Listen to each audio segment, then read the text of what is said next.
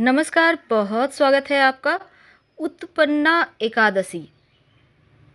इस एकादशी का व्रत रखने से मनुष्य के पिछले जन्म के पाप भी नष्ट हो जाते हैं और उत्पन्ना एकादशी व्रत के प्रभाव से जातक को संतान का सुख, आरोग्य और जन्म मरण के बंधन से मुक्ति मिलती है। उत्पन्ना एकादशी के व्रत से अगर आप एकादशी व्रत की शुरुआत करें तो सर्वोत्तम मानी जाती है। शुभ मुहूर्त क्या है? 19 नवंबर को सुबह 10:29 से 20 नवंबर को सुबह 10:41 तक एकादशी तिथि रहेगी और एकादशी के व्रत का पारण 21 नवंबर को सुबह 6:40 से सुबह 8:47 के बीच किया जाएगा और व्रत आप 20 नवंबर को रखेंगे। एकादशी व्रत है, लेकिन द्वादशी एकादशी का व्रत जिस दिन हो उस दिन रखने से शास्त्र कहता है ज़्यादा पुण्य फल की प्राप्ति होती है, क्योंकि दोनों ही तिथि श्री हरि को अत्यंत प्रिय है।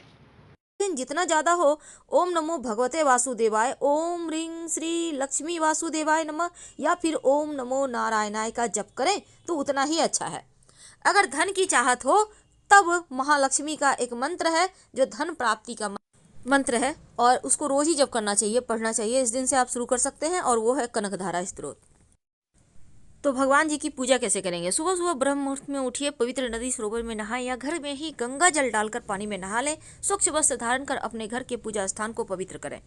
उसके पहले आप अपने घर के मुख्य दरवाजे को सफाई कीजिएगा और आम के पत्तों का या अशोक के पत्तों का बंधनवार लगाइए। शुभ मंगल प्रतीक चिन्ह जरूर बनाइए और फिर आप अपने घर के पूजा स्थान पर जब पूजा करने बैठेंगे तो भगवान को पंचामृत से स्नान करा सकते हैं या आप चाहें तो शंख में दूध और जल भरकर स्नान करा सकते हैं। स्वच्छ वस्त्र से पोछें, फिर वस्त्र पहनाएं और इसके बाद भगवान को मनपसंद उनकी पुष्प यानी गेंदे का पुष्प का हार पहनाएं।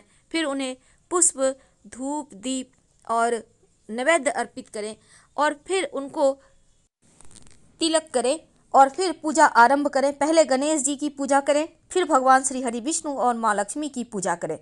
यदि आप व्रत रखते हैं तो फल खाएं। माँ लक्ष्मी के साथ श्री हरि की आरती जरूर कीजिएगा एक साथ। और इस दिन भगवान को भोग में जो भी भोग लगाएं, पंचामृत का भोग लगाएं या फिर आपने फल का लगाया है या आपने जो पंजीरी होता है बनाया है तो तुलसी के पत्ते जरूर अर्पित कीजिएगा, क्योंकि बिना तुलसी के पत्ते का भगवान भोग ही स्वीकार नहीं करते। अगर कुछ ना हो आपके पास तो सिर्फ 2-4 मिश्री के या चीनी के दाने और तुलसी के पत्ते का ही भोग लगा दें तो अच्छा रहेगा। एकादशी का व्रत महीने में 2 बार आता है, शुक्ल पक्ष की एकादशी और दूसरी कृष्ण पक्ष की एकादशी। एकादशी व्रत रखने के महिमा बहुत है। कहा जाता है कि एकादशी का व्रत करने से इंसान के शरीर में एक निश्चित संतुलन बनता है। साथ ही व्यक्ति कोई भी कार्य अगर ईमानदारी से करे तो वो भी पूरा हो जाता है। अगर आप एकादशी व्रत का पालन करते हैं, अनजाने में हुए आपके पाप भी दूर हो जाते हैं। व्यक्ति को पुण्य की प्राप्ति होती है, साथ ही मोक्ष की भी प्राप्ति होती है। पुराणों में साल में आने वाली सभी एकादशी व्रत का विशेष महत्व कहा गया है और हर वर्ष 24 एकादशियां आती हैं। अब एकादशी ऐसी मान्यता है कि एकादशी की शुरुआत उत्पन्ना एकादशी से होती है और इसी एकादशी से एकादशी देवी उत्पन्न हुई थी। इसके बाद ही एकादशी व्रत का आरंभ हुआ।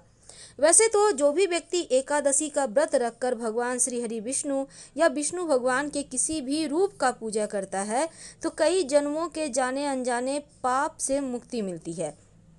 साथ ही ऐसे व्यक्ति को मृत्यु के बाद वैकुंठ लोक की प्राप्ति होती है। लेकिन एकादशी व्रत के नियम भी हैं और इस दिन हर एकादशी व्रत के अलग अलग कथा हैं, अलग महत्व हैं और सुनने का भी विधान है।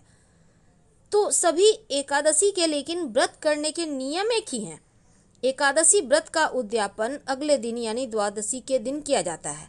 कुछ ऐसे कार्य हैं जो एकादशी के दिन नहीं करना चाहिए और कुछ ऐसे कार्य हैं जो जरूर करना चाहिए। एकादशी के दिन चावल नहीं खाना चाहिए। एकादशी के दिन बुरे और गलत बातें भी करने की मनाही है। एकादशी के दिन क्रोध ना करें, साथ ही किसी से भी मानसिक या शारीरिक रूप से लड़ाई भी ना करें। इस दिन मांस मदिरा का सेवन बिल्कुल भी ना करें। झूठ बोलने से बचें। किसी की निंदा चुगली ना करें। भगवान श्री हरि की ज़्यादा से ज़्यादा आराधना करें। संभव हो तो रात में जागरण करें या फिर कम से कम एक दीपक ही जला दें रात 11 से 1 के बीच। अपने घर के पूजा स्थान पर।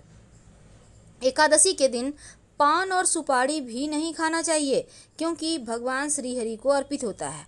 इसके साथ ही इस दिन आप व्रत करें या ना करें, पर भगवान श्री हरि की आराधना जरूर करें।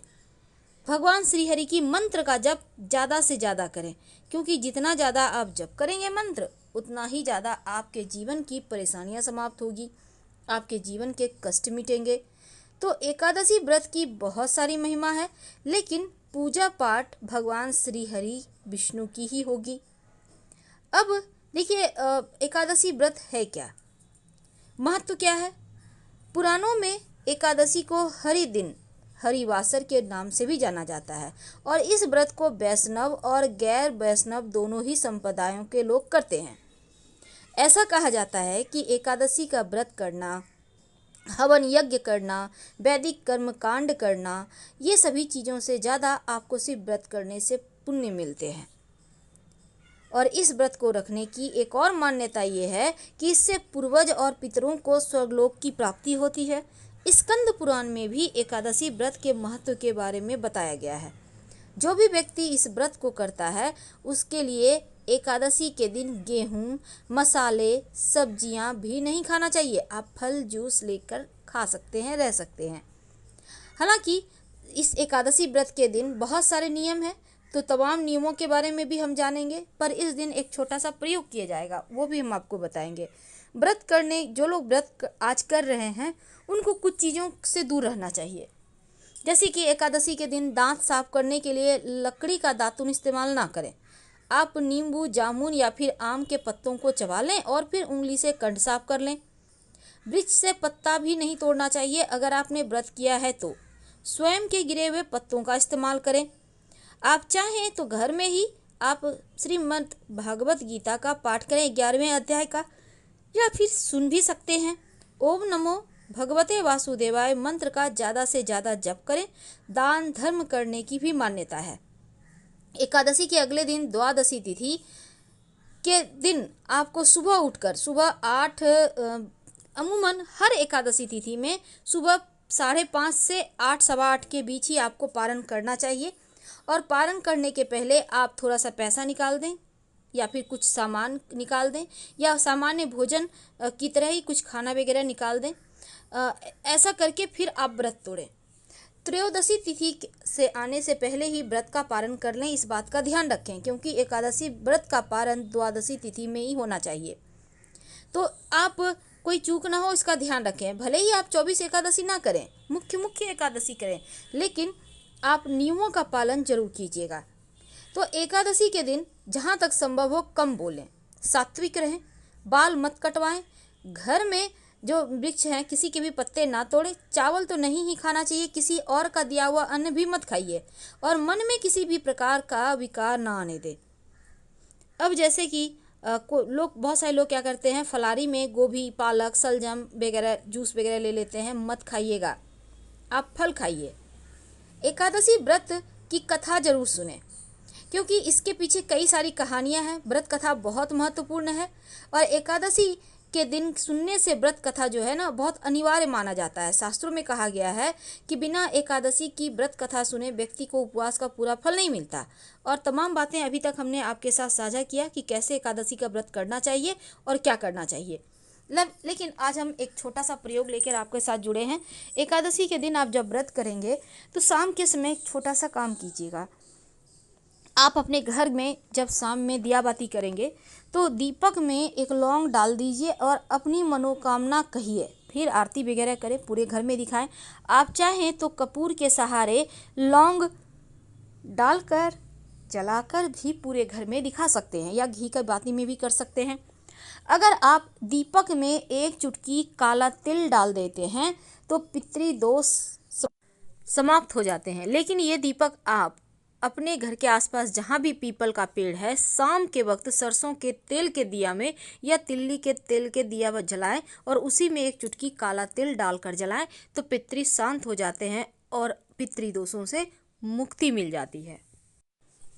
जब आप तुलसी के नीचे दिया जलाएंगे तो उस दीपक में एक लौंग रखिएगा, आपकी कामना तुलसी महारानी जरूर पूरी करेगी। दूसरा, जो घर में दीपक जलाएंगे आप उसमें लौंग या काली मिर्च रखें या ना रखें, लेकिन सरसों के, पीली सरसों के 2-4 दाने जरूर रख दीजिएगा। इस दिन सरसों का विशेष प्रयोग किए जाते हैं, क्योंकि देखिए, एक तो इस एकादशी के दिन पितृदेवों को मोक्ष दिलाने के लिए हम व्रत रखते हैं और उन्हें अपना पुण्य फल देते हैं ताकि उनको कष्ट ना हो। और अगर कोई अतृप्त आत्माएं हैं आपके आसपास तो दीपक में अगर एक चुटकी, आप चाहें तो एक कपूर की टिकिया जलाकर आप घर में भी कहीं पे रख सकते हैं, एक चुटकी सरसों के दाने डाल के, बस इससे भी शांत हो जाती है आत्माएं। और दूसरी बात, अगर आपको लगे कि बहुत ज़्यादा मुश्किल है तो शाम में आप जब दिया जलाएंगे तब एक मनोकामनाओं की पूर्ति के लिए लौंग डालकर ही जलाइएगा। घर में तिल डालकर नहीं जलाना है, घर में लौंग डालकर जलाएं। और अगर पीपल के नीचे जलाना चाहते हैं तो बेशक आप उसमें तिल के दाने डालकर जला सकते हैं। हम फिर मिलेंगे, धन्यवाद। जानकारी अच्छी लगे तब लाइक कर सब्सक्राइब करें, अपनों से शेयर करें और कमेंट में हर हर महादेव जरूर लिखिएगा।